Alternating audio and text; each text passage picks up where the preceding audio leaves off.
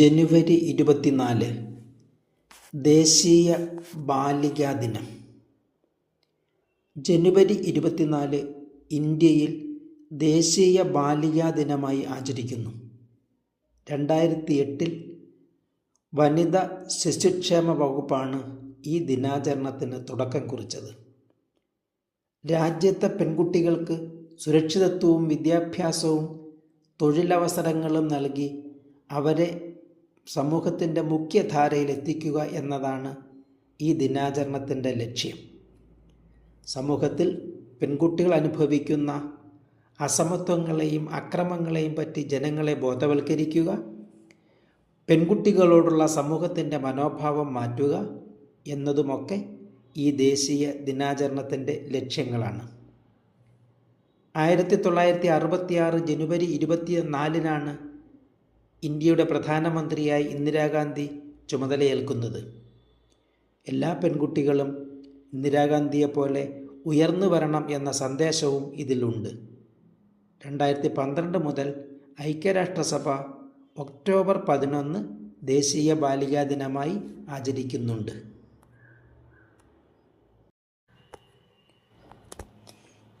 ഇന്ദിരാഗാന്ധി അന്തർദേശീയ മന്ത്രിയായി ചുമതലയേറ്റ ദിനം.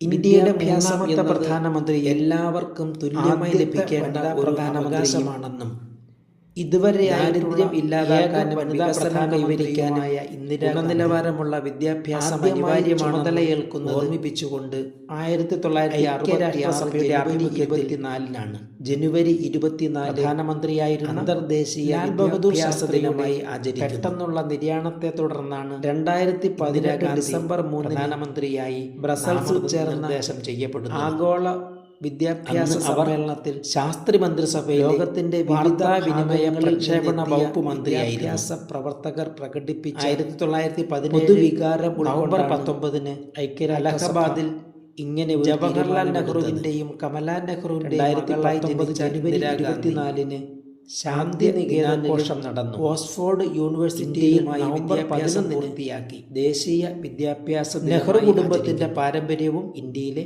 പ്രധാനമന്ത്രിയായ നെഹ്റുവിന്റെ ഔദ്യോഗിക വസതിയിലെ ആതിഥേയ എന്ന നിലയിൽ വിദേശ രാജ്യ തലവന്മാരുമായും ദേശീയ രാഷ്ട്രീയ നേതാക്കളുമായും ഇന്ദിരാഗാന്ധി സ്ഥാപിച്ച ബന്ധങ്ങളും ഇന്ദിരാഗാന്ധിയെ പ്രധാനമന്ത്രി പദത്തിലേക്ക് സ്വീകാര്യയാക്കുകയായിരുന്നു. പ്രധാനമന്ത്രിയായിരുന്ന കാലത്ത് സ്വീകരിച്ച ധീരമായ ഭരണപരിഷ്കരണ നടപടികൾ ഇന്ത്യയുടെ ഉരുക്കുവനിത എന്ന പേര് നേടിക്കൊടുത്തു. 1984 ഒക്ടോബർ 31 സ്വന്തം അംഗരക്ഷകരുടെ വെടിയേറ്റ് മരണമടയുകയായിരുന്നു.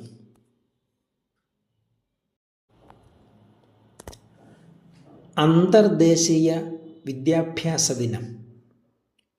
വിദ്യാഭ്യാസം എന്നത് എല്ലാവർക്കും തുല്യമായി ലഭിക്കേണ്ട ഒരു അവകാശമാണെന്നും ദാരിദ്ര്യം ഇല്ലാതാക്കാനും വികസനം കൈവരിക്കാനും ഗുണനിലവാരമുള്ള വിദ്യാഭ്യാസം അനിവാര്യമാണെന്നും ഓർമ്മിപ്പിച്ചുകൊണ്ട് ഐക്യരാഷ്ട്രസഭയുടെ ആഭിമുഖ്യത്തിൽ ജനുവരി 24 അന്തർദേശീയ വിദ്യാഭ്യാസ ദിനമായി ആചരിക്കുന്നു.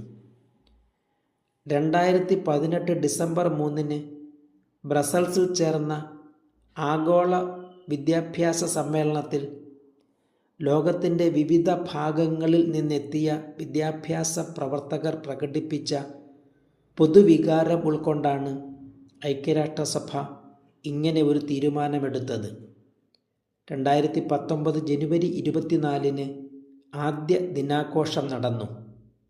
ഇന്ത്യയിൽ നവംബർ 11 ദേശീയ വിദ്യാഭ്യാസ ദിനമായി ആചരിക്കുന്നു. ഇന്ത്യയിലെ ആദ്യ വിദ്യാഭ്യാസ മന്ത്രിയായ മൗലാന അബുൽ കലാം ആസാദിൻ്റെ ജന്മദിനമാണ് November 11.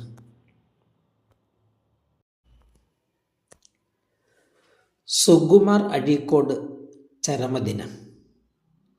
College professor, principal, Kozhikode സർവകലാശാല pro vice chancellor, Kerala Sahitya Akademi chairman, national book trust chairman, വിദ്യാഭ്യാസ ചിന്തകൻ, ഗ്രന്ഥകാരൻ, സാഹിത്യ നിരൂപകൻ, വാഗ്മി എന്നിങ്ങനെ വിവിധ തലങ്ങളിൽ അരനൂറ്റാണ്ടിലേറെ കാലം വിവിധ രംഗങ്ങളിൽ നിറഞ്ഞു നിന്ന വ്യക്തിത്വമാണ് സുകുമാർ അഴീക്കോട്. എല്ലാറ്റിലുമുപരി ഒരു പ്രഭാഷകൻ എന്ന നിലയിലാണ് അദ്ദേഹം ഏറെ ശ്രദ്ധേയനായത്. പ്രഭാഷണ കലയുടെ കുലപതി എന്നാണ് അദ്ദേഹത്തെ സാംസ്കാരിക കേരളം വിശേഷിപ്പിച്ചിട്ടുള്ളത്. രാഷ്ട്രീയ രംഗത്തായാലും സാംസ്കാരിക രംഗത്തായാലും വർത്തമാനകാല സംഭവവികാസങ്ങളിലായാലും അദ്ദേഹത്തിൻ്റെ പ്രതികരണം കേൾക്കുവാൻ കേരളം കാതോർത്തു. 1926 മെയ് 12 കണ്ണൂർ ജില്ലയിലെ അഴീക്കോട് ഗ്രാമത്തിൽ ജനിച്ച അദ്ദേഹം 2012 ജനുവരി 24 അന്തരിച്ചു.